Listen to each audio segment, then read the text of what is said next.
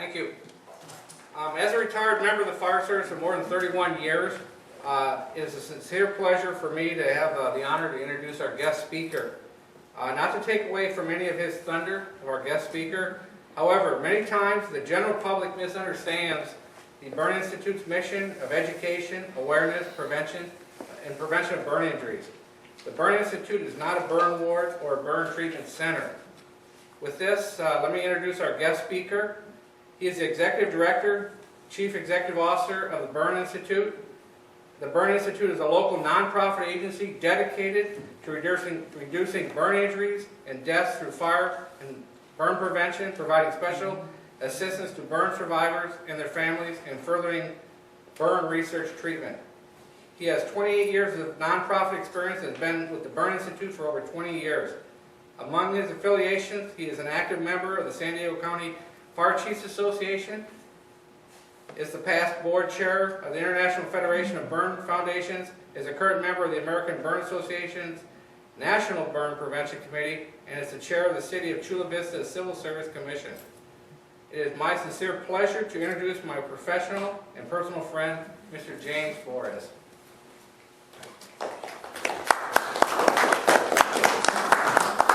Good evening. How is everybody? Great. Thank you very much. Thank you. And many of your bosses have supported the Burn Institute in the past, so I do appreciate that. I always suck up to the funding sources whenever I can. Anyway, thank you very much for the opportunity to come on and speak to you and tell you a little bit about the Burn Institute. I have a fairly informal presentation. We'll cover a few things. Any one of these topics, I could probably spend half an hour on alone. And I want to make sure that I leave some time for questions and answers later on. So I thought what I'd do tonight, I'll give you a broad overview of the Burn Institute, talk to you about the 3 areas of our program activities, and then maybe I might touch on and maybe expand on maybe 1 or 2 of those prevention programs, and then answer any questions about what you might have about fire and burn prevention or burn survivor support. So by way of background, the Burn Institute was founded in 1972, the need for the burn treatment facility. We're celebrating our 40th anniversary this year, so our first goal and our first accomplishment was founding the Regional Burn Center, which is part of the UCSD Regional Medical Center.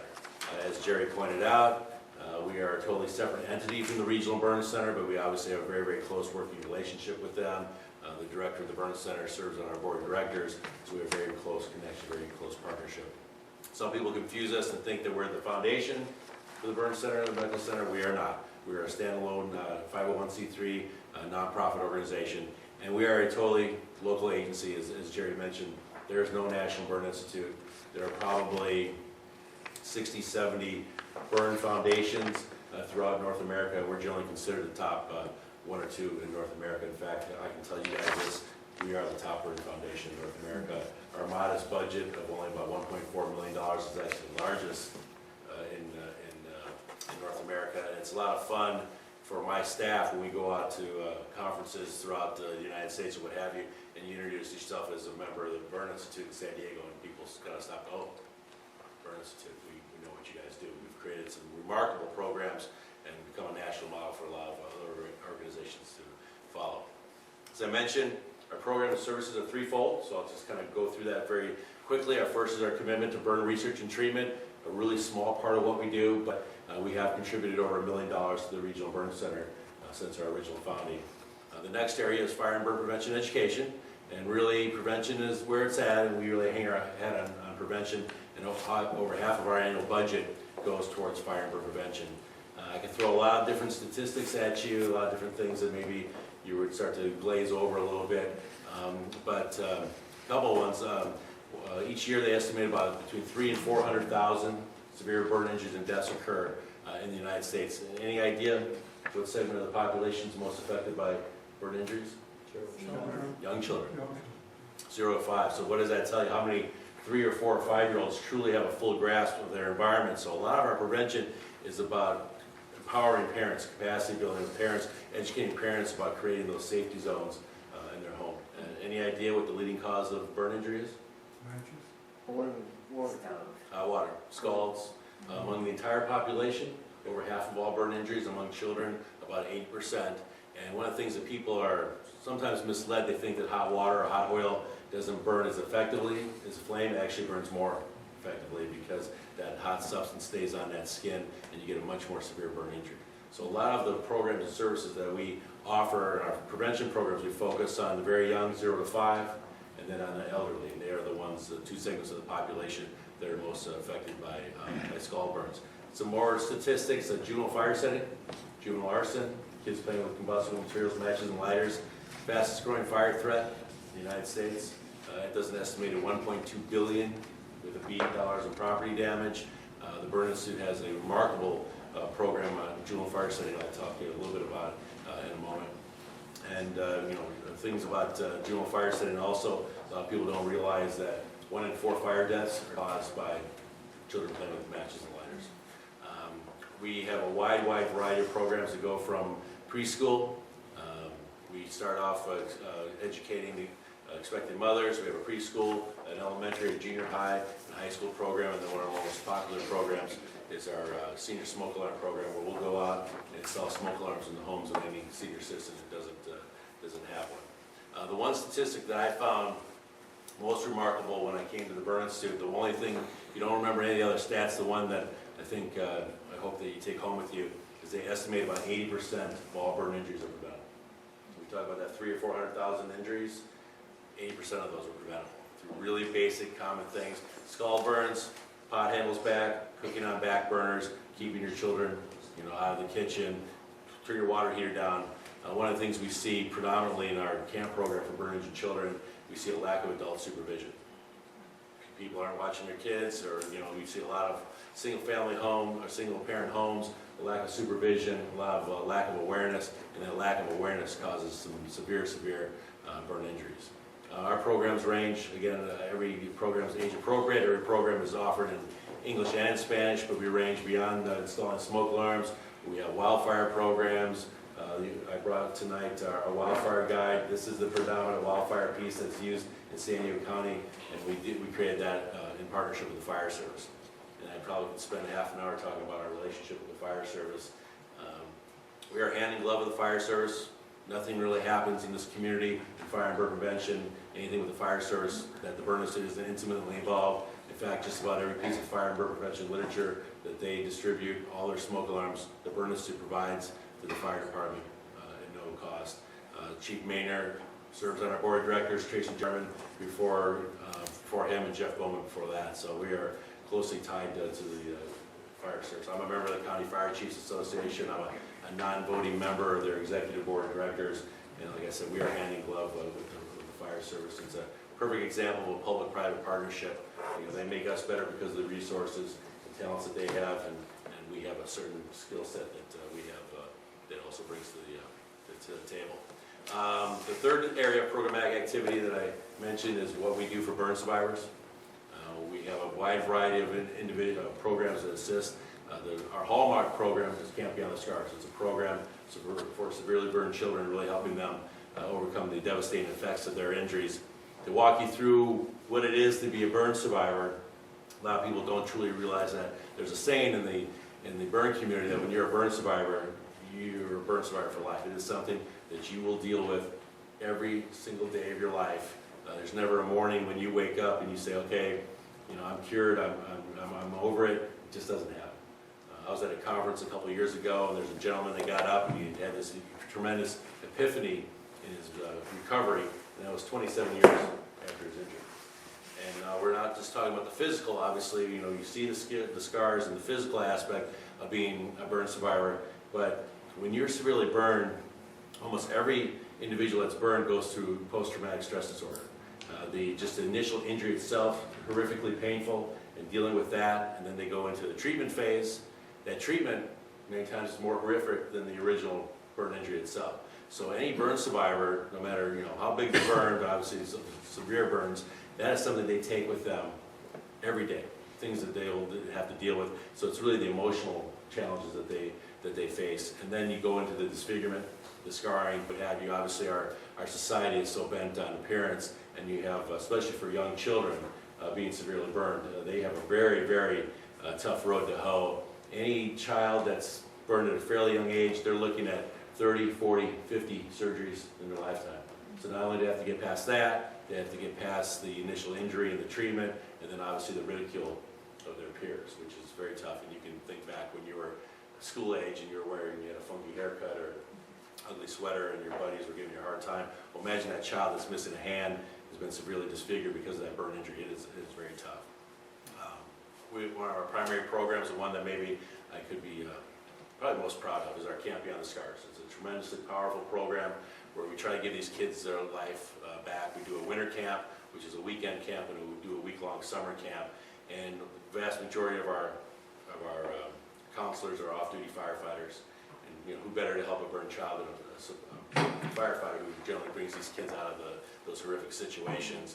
It's about building their self-esteem. It's about giving them some coping skills. It's almost like a toolbox. What do you do when you've been severely burned?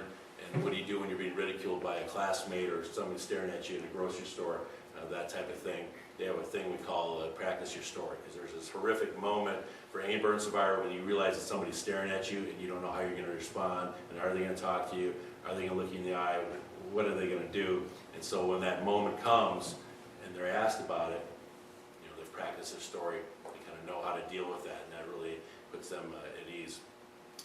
So we give them that toolbox, a lot of programs and activities to build their self-esteem. And it's it's like I said, it's not something that you're going to cure. Go to one camp and be cured. I've got kids that I've known that started going to camp when they're 5 or 6, and now they're young adults, and they've come back to the camp program. Now they're serving as camp counselors, and they go to a leadership and training program. So that's a great program. But something we're also very proud of is that, because of our relationship with the Regional Burn Center, literally the moment someone's admitted at the Regional Burn Center, we are there through our resources, working with the social worker and the talented Burn Center staff.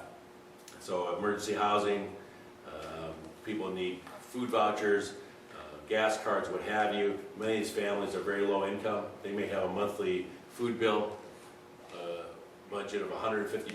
Well, imagine you have that loved one that's in the Regional Burn Center and you're going in and out of parking just to try to visit your child or what have you, and that could be $5, $10, $20, $30 a day.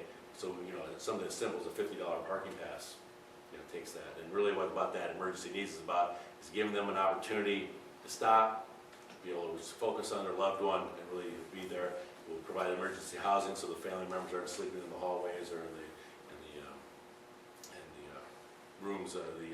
It's a great program. And then when they begin their long rehabilitation, physically, many people are underinsured or uninsured, so we'll pay for that. Things like a silicone mask, it's called Total Contact. It's a silicone mask that helps with facial burns. Unfortunately, Medi-Cal doesn't pay for those because they consider that cosmetic.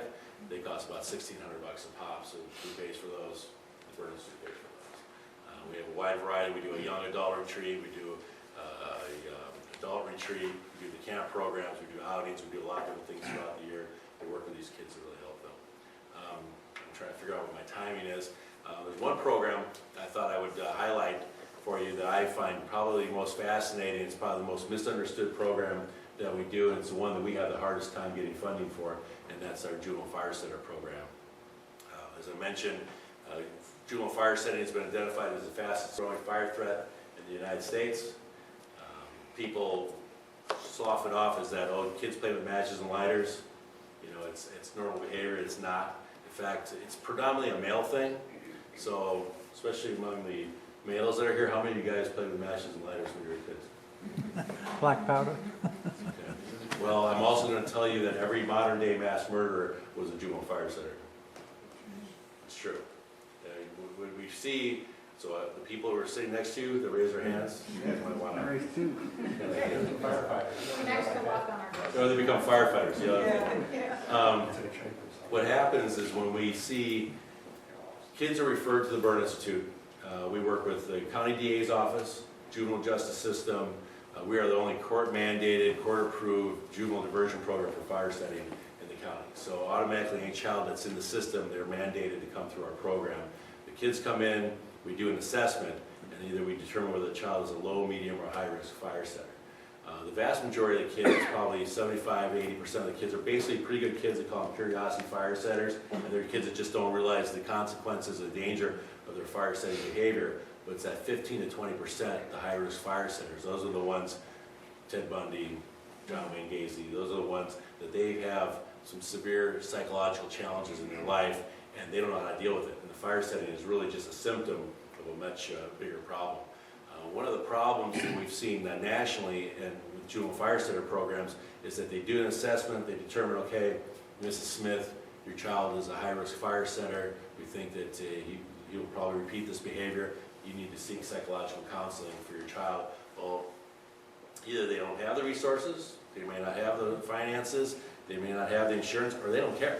I mean, you see a lot of these parents, really, the kids are setting fires because their parents really don't care that much about them. And the fire setting is almost that they're striking out. And so the vast majority of the programs in the United States, they say, okay, your child needs counseling, and then parents are walking out going, all right, and who has the resources for that? We started a partnership about 2.5, 3 years ago with the University of San Diego, and they have mental health interns, master's level interns. These are people that will eventually become mental health professionals, licensed counselors, but before they can become a licensed counselor, they need 3,000 hours of counseling. So where are these students going to get the counseling hours? They give them at the Burn Institute. So now we have the opportunity, Mrs. Smith, your child's been deemed a high-risk fire center. We can provide psychological counseling for free. Just sign right here. And so it's wonderful. For the University of San Diego loves it. The students love it. Obviously, we love it. And there are only about 4 or 5 juvenile fire center programs in the nation that actually provide the counseling. And then in the last year, we've developed an additional partnership with Alliant University, and now we're getting forensic PhD level interns that are providing that psychological counseling. That is a powerful program. And as I said, it's probably one of the most misunderstood programs we do. The old school, when Jerry was a firefighter, I'll guarantee you what they used to do is they take the kid behind the fire truck, they yell at him until he cries, then they give him a ride on the fire truck, and all's better. Well, the kid's back 2 weeks later because he started another fire because he wanted another ride on a fire truck. Right, Jerry? Close. Yeah. Well, they became firefighters. They became firefighters because it's legal for them. It's a wonderful program, but as I mentioned, most misunderstood program we do, the program we have the most difficulty getting funding for. We generally have to fund it out of our general fund because, again, it's just people just don't quite understand that program. As I mentioned, we've become a national model for a lot of other organizations, and this is one of those programs. Our Fire Safe Kids program, which is a K-3 program, another powerful program as well. And I could probably go about 4 or 5 more hours about some of the things we're doing. I brought you our newsletter, which kind of overviews a lot of the things that we do within the organization, a lot of our programs. I brought the wildfire guide that's available in English and Spanish. I know that wildfire is a keen topic for Rancho Bernardo in this region, and that's the predominant piece that San Diego Fire uses. So I think that was just about 20 minutes. Can I add 2 things? On page 9 here, Fill the Boot, Station 33 here in Rancho Bernardo was the most money raised in the city of San Diego. So all you guys that donated, thank you. And also they have the demolition derby, which all the fire departments join. They buy their own cars, they get their own sponsors, and that's a big fundraiser. So, page 9, 33s. And thanks for the plug, Jerry, just like I told you. Our firefighter boot drive will be coming up on April 3rd, so you'll see firefighters on the street corners. Please give generously. That has actually become the largest fundraiser for the Burn City. It is the most unsophisticated fundraising you could do. People, just sticking money in fire boots, but it is powerful for us. We'll raise over $200,000, and with a budget of $1.4 million, that is a really good day to be me. And then we do Firefighter Night at the Padres, we do the Spirit of Courage Awards, and then Jerry referenced we do a Fire Expo that we did for many, many years down at Qualcomm, but we moved it to the Delmar Fairgrounds and do during the fair. We added a firefighter demolition derby, and that is a great time as well. As Jerry mentioned, this is my 20th anniversary of the Burn Institute. From being a nonprofit guy to a burn guy, there's no better cause than this. I mean, obviously don't expect me to be objective, but I wouldn't have stayed here as long as I have. There are a lot of really wonderful causes, there are really a lot of wonderful nonprofits, but very few that touch every segment of the population. And this is one. Because our prevention programs touch every segment of the population, and obviously everybody is a potential burn victim. I'm very proud of the fact that from the moment someone's burned, we're going to be a part of their life for the rest of their life. And truly, we are a community resource. Like we like to say, it's not our Burn Institute, it's your Burn Institute. We're here to serve you And because we're local, if there's a burn trend or there's a change, we see a spike in fire ring burns or beach-related injuries or what have you, we can create a program in a pretty quick fashion to kind of that. So, you know, being local, a community resource, and affecting the entire community, I think that's what makes Bernardo special. Any questions I can answer for you? I'm with an organization that just donated some money, and we were talking about the camp. Is there a limit on the number of people that can attend that camp? We've never turned a child away. So there's an unlimited number of fire or burn victims that can attend that camp? Any child that has been burned, we'll find a way to get them to camp. So we never turn away. On average, about 70 or 80 kids go. Sometimes kids miss camp because they're getting surgeries or what have you. You know, we may cut some of the activities or whatever if the funding is low. But you know, there are camps in the United States that'll say, well, you're not that burned, or you went to camp last year. I'm not going to be the one that says you're not burned enough to come to camp. So if you need it, you're coming. Thank you for your support, by the way. Very well. So your fire expo is not the same as the San Diego Fire Expo that's taking place in a couple? Firehouse. Firehouse that's a World. firehouse. Okay, That's a fire service conference. Because I go to that, and so I'm just Well, like, oh, I and didn't we know. are, and actually, thanks for that plug too. On Tuesday night, there's the kickoff event. It's a fire service appreciation event aboard the Midway on the 21st of February. We're the beneficiary of that, and we've signed a 3-year deal with Firehouse World. So that is, if you want to go and hang out with about 700 or 800 drunken firefighters, come on down. $20 all you can eat, drink. Do you look for groups that take care of surgeries? We don't do that. The Burn Center usually handles that. Shriners Hospital, which really doesn't have a major presence here, but that's really their strong suit. And what will happen is that once they're past the initial treatment, if that child needs additional surgeries or reconstructive surgery, the Shriners will pay, and the one they generally send them up to is up in Sacramento, and they'll do those surgeries if they're under 18. Any other questions? No? Thank you so very much.